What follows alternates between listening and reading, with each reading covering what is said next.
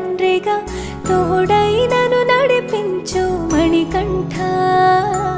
కష్టాలే తరిమినా కన్నీరే ముంచిన నీవే నాకు దిక్కు కదా అయ్యప్ప.